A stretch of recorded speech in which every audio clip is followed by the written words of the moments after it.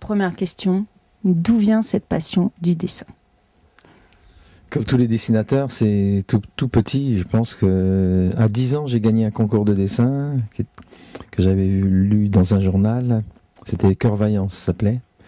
Et j'ai gagné une bicyclette. Et c'était la première fois où j'ai vu un de mes dessins publié. Bon, puis je recopiais, à cet âge-là, je recopiais les dessins de Dubout. Je ne sais pas si vous connaissez Dubout. C'est pour moi toujours un grand maître du dessin. Et puis, dès l'âge de 15 ans, j'ai publié des dessins régulièrement dans un journal régional qui s'appelle toujours L'Union de Reims. Parce que moi, je suis né à Chalon-sur-Marne et c'est là où j'habitais. Et j'ai eu cette chance de pouvoir apprendre, si vous voulez, la caricature dans un journal régional.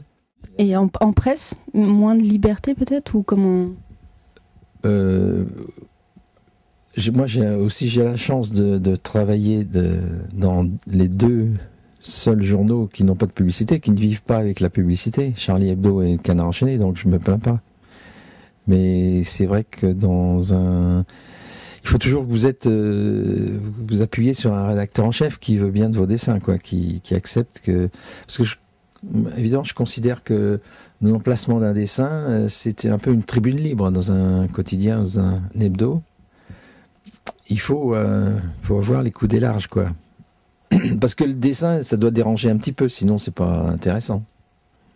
Et vous pouvez remarquer qu'il n'y a pas de dessin dans les quotidiens gratuits.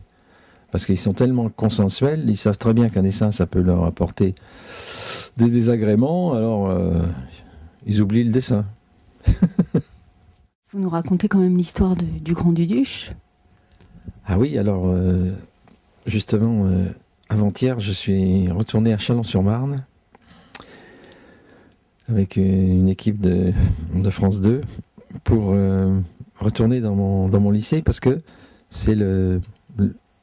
il n'a pas changé, mon lycée, c'est le décor du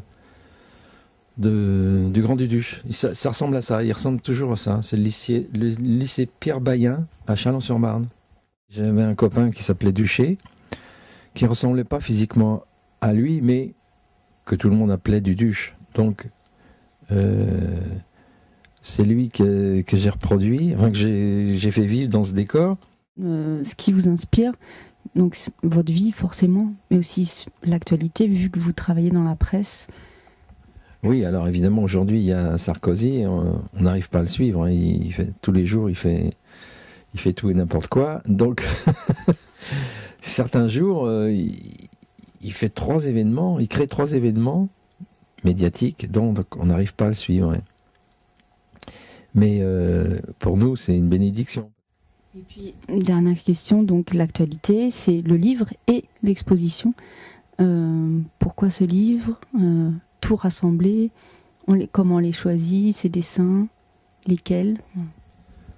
Alors, le livre a été fait par un directeur de collection qui s'appelle Alain David, qui a cherché dans mon grenier.